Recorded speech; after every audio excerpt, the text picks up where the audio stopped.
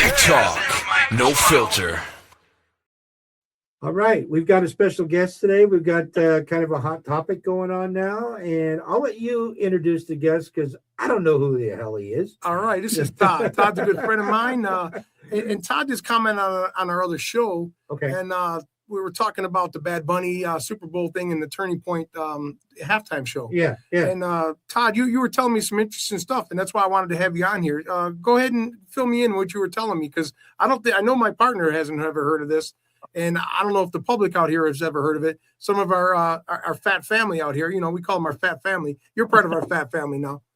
So I'm growing into it. You're growing into it. There you go. All right. So you were talking about Turning Point. You were telling me something about Turning Point. Well, it's been a story that's been unfolding, obviously since September 10th. And it's there's been a number of investigative journalists working on it, including most prominently Candace Owens. It all started out when people started looking, going, the grieving widow doesn't seem to be grieving properly. Guys don't really pick up on it so much, but so many of the women have looked and go, maybe they're just jealous because she looks good. Well, maybe. But but the other side of it is, if my husband was assassinated 10 days ago, I wouldn't be doing a video Zoom call talking about the hundreds of millions of dollars that TPUSA was bringing in at the due to merch sales at the funeral. It just didn't really ring true with a lot of people. Let's backtrack for a second here, Todd, because I don't want people to get confused. You don't have a husband, you have a wife. So I just wanted to clarify that, because you said if your husband died, I want to make sure. Yeah. I know, I'm just making a joke. You're talking about the third party. Settle down there, gender fluid. All right, ain't no Bad Bunny stuff going on here. So you're saying they're funneling money in from the proceeds at the funeral, huh? Well, yeah.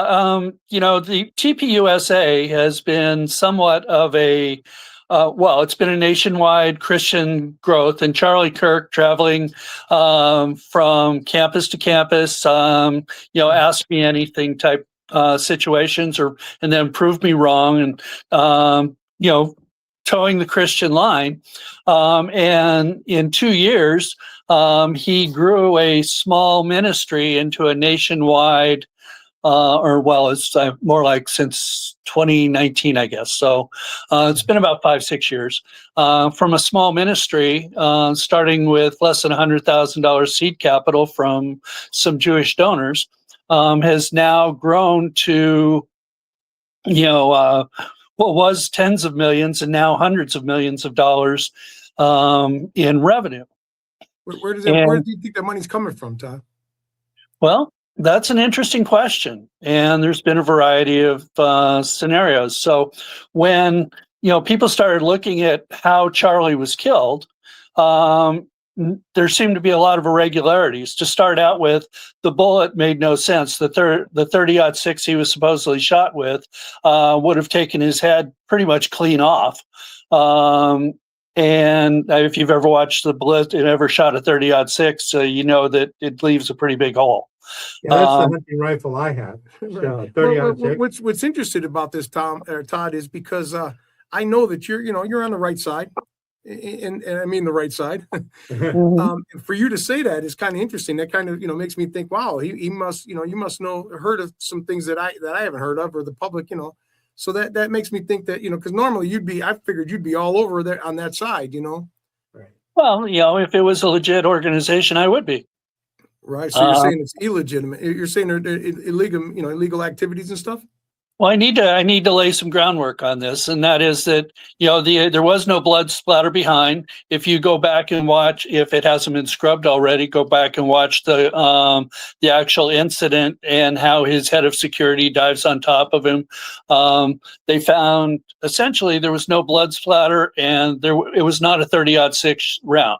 So to boil it all down, a number of researchers from Candace Owens, who discovered plastic in the back of the SUV he was transported away, Baron Coleman, who's done a number of videos on ballistics with some Green Beret guys, and they were shooting everything from sides of beef to concrete blocks to show what a 30-06 would do. But essentially, it's obvious that he was not shot. What it appears is that there was some sort of plastic charge that was detonated from either his microphone or the unit that he had on his chest. Yeah. The Dan Flood, the guy who was head of security, was doing baseball signals just prior to, let's see if I can set this up so that you can see it. And, he was doing things like this, just prior to the explosion that went on. Steel. Yeah, I think we all saw that, Tom. That was pretty obvious that what interests me, what you were saying is about the drugs or tunnels or something you were Well, talking about. So there was so that now we've established a reason for people to be suspect.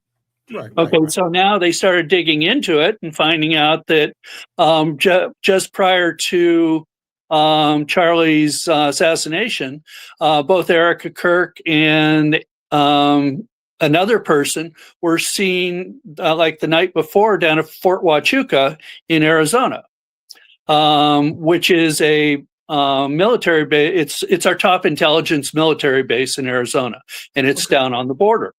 Okay. They were seen by a guy by the name of Mitch Snow, who contacted Candace Owens and started saying that he had seen her there, and he had gone down because he'd been involved with an El Chapo tunnel 20 years ago and he busted the El Chapo tunnel that was bringing drugs in. So you're saying that there could be, we don't know. I mean, you've done your research. I haven't, so I'm not going to say there is, but there could be drug cartels involved with Charlie Kirk.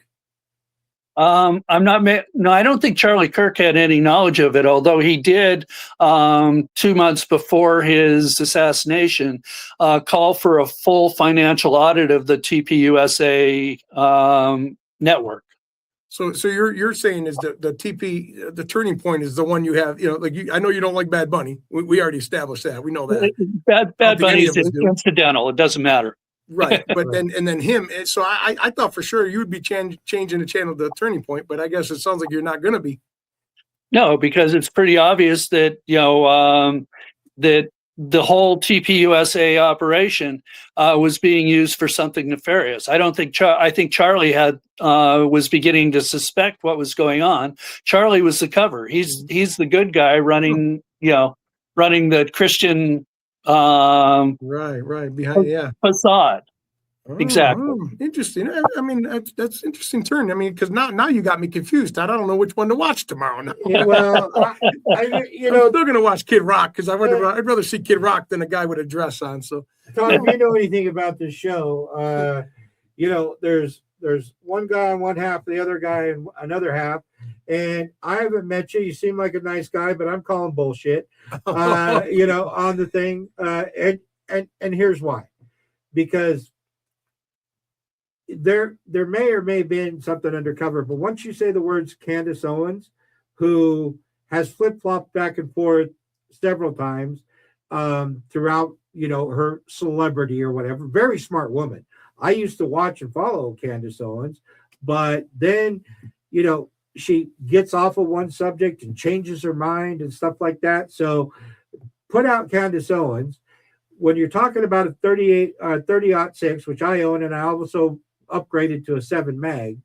So now if you would have said they were shot with a 7 mag, but I've put a 30-06 bullet through a squirrel on the tree that just went right through him and made a small hole, didn't blow him apart.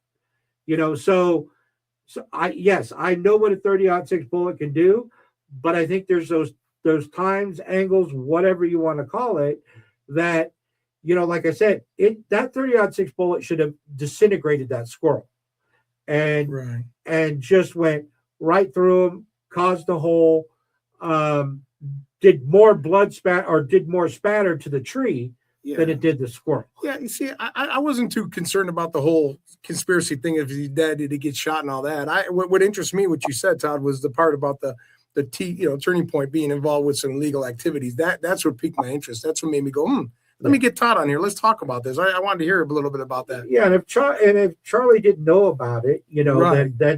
then that would make sense, and that half of the story may be closer to the truth. Well, we always know that the thing, there's three sides of the truth. One side, the other side, and the truth. And the truth, right. So we might not ever know that. They're still debating was there a man on the moon? Yeah, right. Yeah, or is it flat or round? I mean, come on. And we like guests, and we want their opinions and stuff like that. Paul may agree, and I may disagree. Doesn't mean that you're not spitting facts. It's just right now, I don't think there's enough to convince me. Right, and that's all right. Well, Tim, I mean, I respect your opinion. And a lot of people have seen the media reports that say that Candace is flipping on everything. She used to work at TPUSA and was good friends with Charlie. Speaking of TP, how'd you work? How'd you make out with your role? Did you ever come out okay? More than 3 sheets, if you must know. All right. Hopefully you didn't have a breakthrough there, Todd. I know it's an inside joke. We shouldn't do inside jokes, but we all know what we're talking about. Well, I'm about to use the studio's TP for sure. Well, I mean, Paulie knows me. We work together, and he will tell you that I'm pretty much a straight shooter. Absolutely. 100%. And we just got to keep the show. This is something new for us. I like having new guests on, and I appreciate you coming on. I mean, it's been nice having you on, and it gives us something to discuss a little bit about. Yeah, absolutely. I've done hundreds of hours. I'm retired now. And so I've done hundreds of hours of research on this because when I saw it at the beginning, September, I called bullshit when I saw it. Now the crime scene has been paved over. First thing I told Tim is I know you did your research. I know the kind of guy you are. You read a lot. You do it. You have a lot more time on your hands than I do. We're too busy eating, us two guys. But no, hey Todd, hey, I appreciate you on. We wanted to get you on here and hear a little bit about it. It gives us something to discuss a little bit, and we might even have you on again. I'll get a hold of you, in the future. Well, now that I laid the groundwork, do you want me to go through the a sketch on the other part of it? Not right now because we got other shows to do today. But we might have you on and talk about it. Yeah, and definitely we will. We'll set up a time that we could do that. I could do a little more research and digging myself as well, and then we'll have you back on if you're willing to come back on. I am, but let me drop a few names if you're going to do some research to help you out over in the YouTube world. Okay. You'll have the recording, so you'll be able to go back. A guy by the name of Ian Carroll has looked into it. A guy by the name of Baron Coleman, he's an attorney. Obviously Candace. So never trusted a lawyer though. Oh, of course not. and there's a Green Beret channel that did the ballistics called Valhalla VFT. Okay. Those are a few places to start. Oh, and the last one would be Dave Hodges, The Common Sense Show. And he's been digging more into the impropriety of the TPUSA organization. So there's some places to investigate. I want to get your opinion on the Super Bowl since we got you on here. Let's see who you're going for. Well, yesterday I was in Reno, and I bet they were given -5.5 for the Hawks over at the Peppermill, and so I went down on that. You can see my bet in the in comments on the last show. Okay, you took the Seahawks -5.5. No. I took the Pats +5.5. I took the Pats money line, and then I took a Pats money line with the under. Okay. All right, Todd. We'll get back in touch with you. Thank you for coming on our show and taking some time. Yeah, taking some time and commenting, and we love it. Hey, everybody out there, you guys want to comment?